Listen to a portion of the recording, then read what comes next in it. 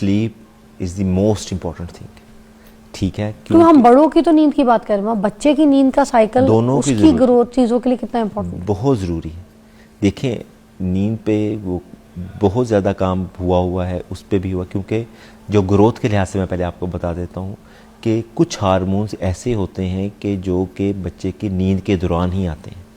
اگر وہ نیند بچہ پراپر نیند نہیں لے گا تو بچہ کمزور رہ جائے گا، اس کا قد نہیں بڑھے گا، وہ اس کا قد چھوٹا رہ جائے گا.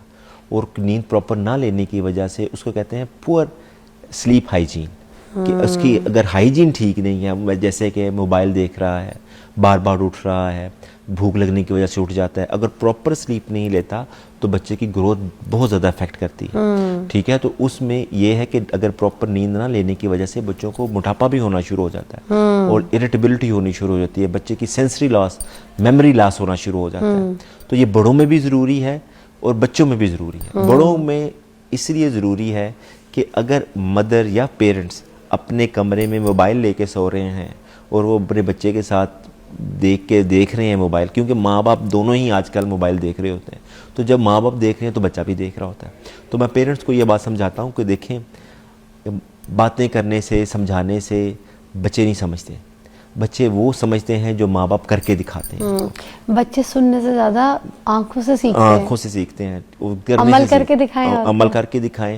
کیونکہ جب آپ یہ دیکھیں گے نا، وہ دیکھیں گے کہ میرا باپ تو ٹی وی دیکھ رہا ہے، موبائل دیکھ رہا ہے، تو ان کے خیال میں یہی بہتر ہے. تو اس لیے یا اگر کوئی فزیکل ایکٹیویٹی کر رہا ہے تو وہ اس کو ضرور کاپی کرنے کی کوشش کریں گے.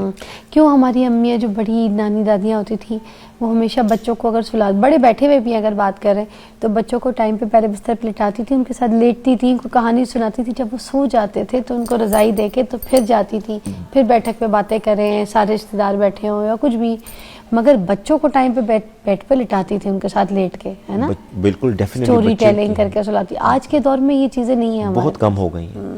اس میں دیکھیں، اس میں ہمارا اپنا بھی قصور ہے اور ہم نے اپنے اوپر ایسے سٹریسز کریٹ کر لیے ہیں جو شاید اتنے زیادہ امپورٹنٹ نہیں ہیں. جیسے کہ اکنامک سٹریس ہے، اپنی جاب کا سٹریس ہے، آگے بڑھنے کا سٹریس ہے کہ میں فیلڈ میں اپنے کسی سے آگے سے آگے نکلتا جاؤں. اس صورت میں آپ کے بچے پیچھے رہتے چلے جا رہے ہیں. تو اس لیے آپ کو اپنے بچے پہ ٹائم انویسٹ، جس کو کہتے ہیں انویسٹمنٹ، ٹائم انویسٹمنٹ.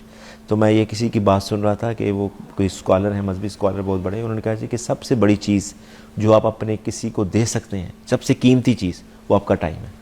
نہ پیسہ ہے، نہ گھر ہے، نہ کوئی اور چیز ہے. اور ٹائم ہی ایسی چیز ہے جو آپ اپنے بچوں کو بھی دیں، کسی کو بھی دیں، اپنی فیملی میں بھی کسی کو دیں تو آپ کو پے بیک ضرور کرتی ہے. اور اس میں یہ دیکھیں کہ نا جو مائیں اپنے بچوں کے ساتھ کھیلتی نہیں ہیں، سوتے ہوئے باتیں کرتے ہوئے، آپ نے یہ دیکھا ہوگا آٹزم آنے شروع ہو گئی ہے بچوں میں ڈیپریویشن، اگریسونیس آنی شروع ہو گئی ہے، ضدی پن ہونا شروع ہو گیا. اور جو ماں باپ کا ایک رسپیکٹ کا ایلیمنٹ، ہم کہتے ہیں نا کہ ہمارے بچے یا بد ادب نہیں کرتے، وہ جو دیکھتے ہیں وہ کرتے ہیں. جب وہ کہتے ہیں کہ جی ہمیں ٹائم پہ کوئی، ہمارے ماں باپ نے ٹائم نہیں دیا، تو دین وائی وی شوڈ گیو. بہت اچھی بات کی آپ نے. بچوں کو صرف بیٹھ کے سمجھا رہے ہوتے ہیں، اپنی مثالیں دیکھیں کہ ہم تو اپنے ابا کے ٹائم پہ ایسے کرتے تھے، ہمارے ابا نے تو ایک منٹ ہمیں ایسے کھڑے نہیں ہونے دیا، ہمارے ابا تو ہمیں رات کو جاگنے، ہمارے ابا تو کھڑے ہو جاتے تھے لاٹھی لے کے.